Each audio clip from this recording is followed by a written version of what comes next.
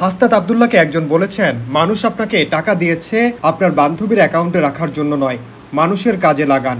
আর সেই উত্তরে হাসনাত আব্দুল্লাহ বলেছেন, আপনার বান্ধবীর অ্যাকাউন্ট নম্বর দেন, সেখানে দিয়ে দিই। মূলত দেশের বন্যার্তদের সহায়তায় বৈষম্য বিরোধী ছাত্র আন্দোলনের তোলা ত্রাণের টাকা কোথায় আছে সেটি নিয়েই প্রশ্ন উঠেছে।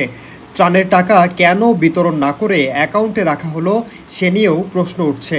আর এ বিষয়ে নিজেদের অবস্থান স্পষ্ট করেছে বৈষম্য বিরোধী ছাত্র আন্দোলন।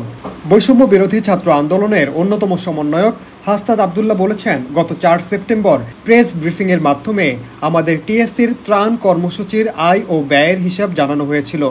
ব্যয় বাদে বাকি টাকা বিশ্ববিদ্যালয়ের জনতা ব্যাংক, সোনালী ব্যাংক শাখা, ইসলামী ব্যাংক ও মোবাইল ব্যাংকিংয়ে সংরক্ষিত রয়েছে।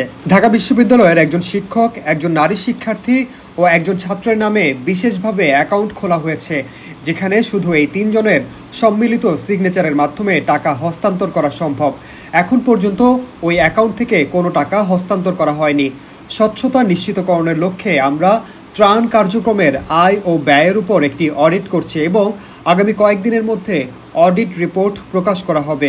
আমরা সবসময় গঠনমূলক সমালোচনা গ্রহণে আগ্রহী। কোনো বিশেষ ভুল বোঝাবুঝি থাকলে অনুগ্রহ করে তা নির্দিষ্টভাবে তুলে ধরুন, যাতে আমাদের কাজ আরও কার্যকরী হতে পারে। আগামীর বাংলাদেশ হোক স্বচ্ছতা ও জবাবদিহিতার মডেল।